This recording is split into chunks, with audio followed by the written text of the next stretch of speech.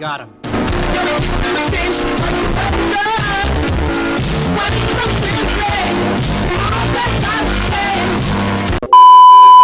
We live, baby, yeah! Well, we've done it, boys. Kingdom Hearts' Sora is finally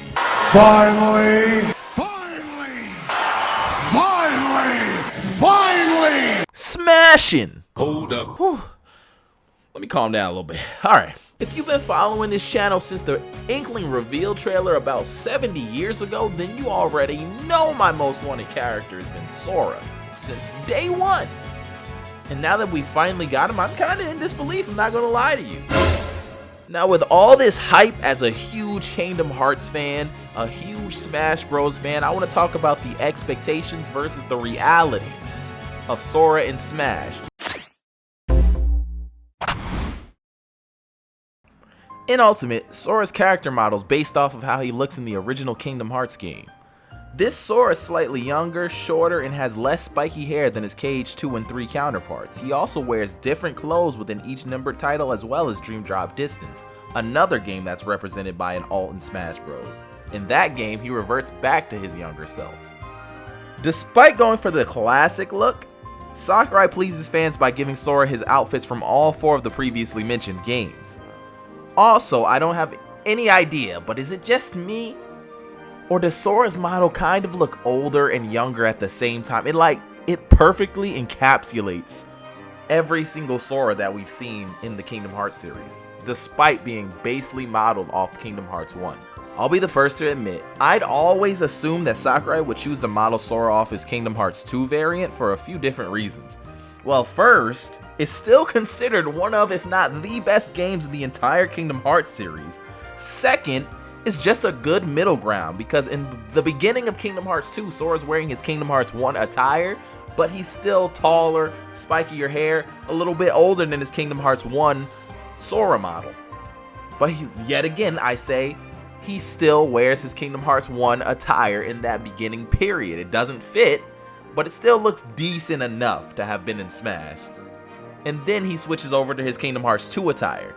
Next, in Kingdom Hearts 3, Sora doesn't grow anymore. He doesn't get that much older. His hair changes a little bit when he dons his Kingdom Hearts 3 attire, but that's basically just Sora like putting some more hair gel in his hair or something, you know? That's all. So I think that Kingdom Hearts 2 would have also been a good starting point, but honestly, I really love the way Sakurai already did it. Like, Kingdom Hearts 1 is just super iconic. It was kind of obvious after the fact that Sakurai would start with Kingdom Hearts 1.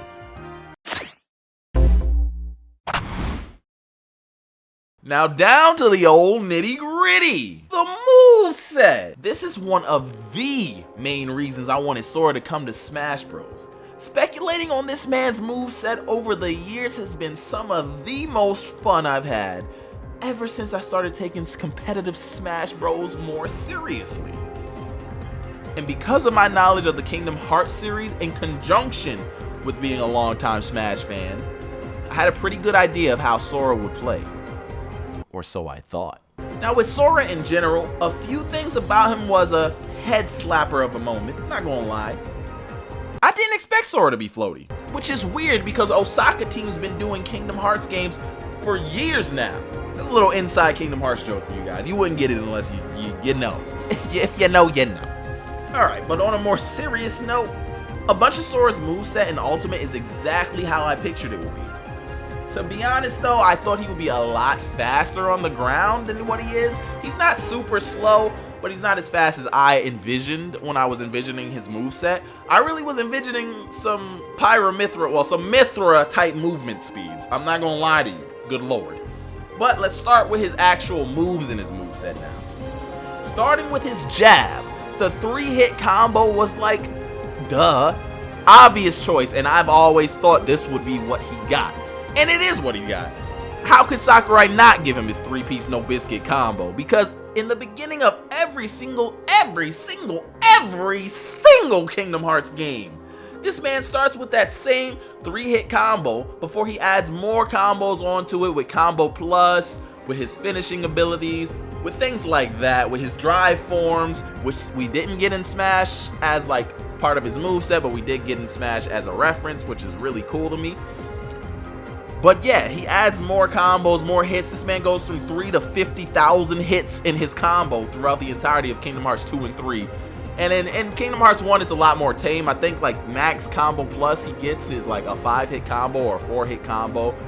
I think it's either aerial wise or ground wise. Like, it depends on what you choose in the beginning of the game. Sora can go for 4 hits in mid-air or 3 hits or 4 hits on the ground. So like Sora can combo plus both his aerial combat and his ground combat. And in Kingdom Hearts 2 and 3, you get both. You can do both. Like Sora can go for like 45,000 hits in midair or 45,000 hits on the ground. So Sakurai really wanted to balance this man by basing him heavily off of Kingdom Hearts 1, which I respect. Now F-Tilt gets a little bit cooler. Yes, it's also a 3-hit combo, but that first hit of F-Tilt, Kingdom Hearts keen eye fans will notice that that first hit of his F-Tilt is actually Slapshot, one of Sora's earliest moves that he gets from Kingdom Hearts 1. And I believe they're in the other Kingdom Hearts games. I just don't really pay attention to the move names in the other games. Like, I know finishing lead. Well, I'll get to that when I get to that. But F-Tilt is Slapshot, and it being a kill move, it just makes so much sense because it's super strong in Kingdom Hearts 1, according to my memory. But it's super strong in Kingdom Hearts 1, and just Slapshot. This is just a good attention to detail that Sakurai did right there. And I don't know, adding that 3-hit combo potential, like the way they change up, is just genius on Sakurai's part. Like this, he feels fair, balanced, but he also feels like a DLC character at the same time. I love how Sora was implemented in this game. I can't stop fanboying about it. But let's get on to up tilt, because this is where it gets really, really cool for me, because I'm unsure if this was intentional or not. But this move is very, very, very, very, very reminiscent to when Sora and Riku fought Xemnas in Kingdom Hearts 2. When Sora and Riku were deflecting Xemnas' like thousands of beams coming from the sky, Sora spun his Keyblade in the air to do those deflections just the way his up tilt moves. And I don't know if Sakurai meant to do this, but it's just a nice reference if he did. And if he didn't, it's just wow. It also kind of looks like Strike Raid, like a stagnant Strike Raid, which I was vying for. Well, not vying for, but I was like in debates with myself, like, he's either gonna get Sonic Blade or Strike Raid as his side B. Strike Raid, he throws his Keyblade out multiple times. You can choose to throw it multiple times. But to be honest, I saw Sonic Blade coming from a mile away. It was the more iconic move. And plus, Cloud taught it to him. And Cloud's in Smash. Just come on, canon. Come on, man. Now, I never had any specific thoughts on his down tilt, his back air, his down air, besides hoping it spiked. even so, even though it doesn't spike, I'm still happy we got Hurricane Blast. Don't get me wrong, because I wasn't even thinking about Hurricane Blast. I forgot what Hurricane Blast was in speculations. I'm not gonna lie to you. Now, while I wasn't thinking about it, I still think Hurricane Blast is a great down air for Sora to have. But on to his Nair. Sora's Nair is very, very interesting to me. During speculation, I'd always assumed Sora would have a spin-to-win multi-hit Nair, and while that's pretty much what we got, I expected it to be more along the lines of Palutena's Nair. As a lot of the time in Kingdom Hearts, a single tap of the X button translates to like 1,000 hits. I pressed X once. Now on to Sora's forward air. Fair is a part of Sora's 3-hit combo gimmick. Fair 1 being a drag down leads into a lot of different combo scenarios. But first hit of Fair is what I expected all along. Although I thought it would act more like Cloud than I thought it would be a spike. Because, you know, Cloud, Sora, closely associated, both in Kingdom Hearts, both Square Enix characters. Sora got a little bit of Disney spice to add on to him. But I mean, they're both Square Enix characters, let's be real, regardless of Sora's ownership. Let's be real. Like I said earlier, Cloud's the one who even taught Sonic Blade to Sora, so it would make sense if Sora played a little bit like Cloud in some aspects. And I mean, they got the same dash animation and everything. Cloud and Sora are really closely associated. For his neutral special, Sora wields the elements through a mini version of the command deck. This functions somewhat similar to the command deck from Dream Drop Distance, whereas once Sora uses a move, it automatically scrolls down to the next move on the menu. Although in that game, you can also choose what magic to use by pressing down on the D-pad, Smash Bros. Sora cycles through his deck only by using his special first. The 3 spells are Firaga, Thundaga, and Blizzaga, all functioning the exact same way they do in the original Kingdom Hearts game. Firaga being a rapid fire move, Blizzaga being a scattered shotgun shot, and Thundaga being a nice little beam of light coming down from the sky. Although Thundaga does remind me more of the Days Thundaga that Roxas uses rather than the Kingdom Hearts 1 Thundaga that Sora uses. I'm gonna get the down B out of the way real quick because it's a counter. I kinda knew he was gonna get a counter, but what I was expecting was a Reflega counter. Reflega is notorious for being the most busted move in Kingdom Hearts 2. And if it came to Smash, easily the best counter in the game. Because first off, Reflega reflects projectiles, stops Sora from getting hurt. He's invincible in that little Reflega. And then it scatters, somewhat like Sephiroth's down B, Scintilla, and hurts the enemy.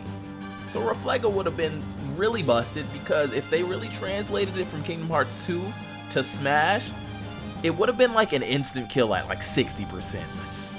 Thank you, Sakurai, for just giving him a regular counter. Even though I do like the little stagger you do, which is a nice reference to Kingdom Hearts, it's still a counter. It's a really good counter because of the stagger, but it's still a counter. Now let's talk about the up B. I'm gonna save the side B for last because that's like my favorite reference, but the up B being aerial sweep was a surprise to me, because I really didn't have any idea what Sora's up B would be. I was like, will they give him flow motion? Maybe aerial recovery? No. Sakurai said aerial sweep, and it makes so much sense because Sora uses aerial sweep so much in Kingdom Hearts. Subconsciously, like as the player, you're subconsciously using aerial sweep because whenever an enemy is in the air, you just press X, attack that enemy in the air, and bam, aerial sweep. So, really good on Sakurai. Now let's get to the side B. Now this one, I wholehearted 100% knew was going to be Sora's side B. I did say earlier that I was in debates with myself about Strike Raid and Sonic Blade, but something in my heart of hearts, my heart was my guiding key, and I knew, I'm sorry for being corny, but I knew Sonic Blade was going to be that side B, man. It was like right there. It just made the most sense. It's one of Sora's most iconic moves. He has it in Kingdom Hearts 1, 2, 3, 3D, all the Kingdom Hearts games and Chain of Memories. In every game, you get Sonic Blade. And it's always a 3-hit or more move. Well, it's usually more than 3 hits, actually. Sakurai decided, hey, 3 hits is enough. Let's chill out. But it just makes sense that Sonic Blade is that side B because Sora, like I said, he gets it in every single game. And it's just such an iconic move at this point.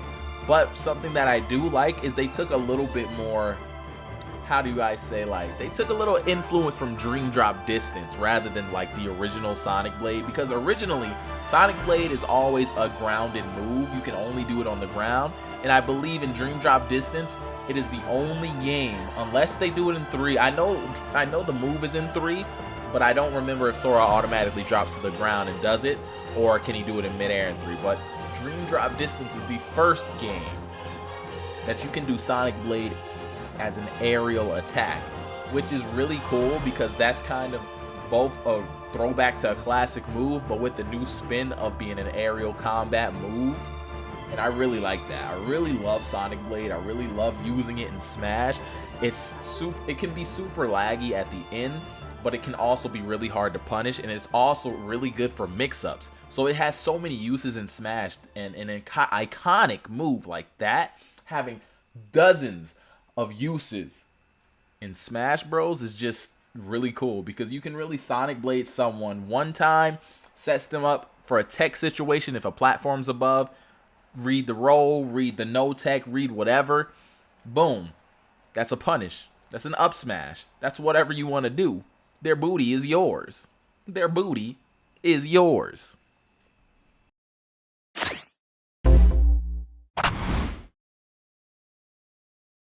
To conclude this video, I really can't believe Sora's in Smash Bros. I'm so hyped that Sora is in Smash Bros.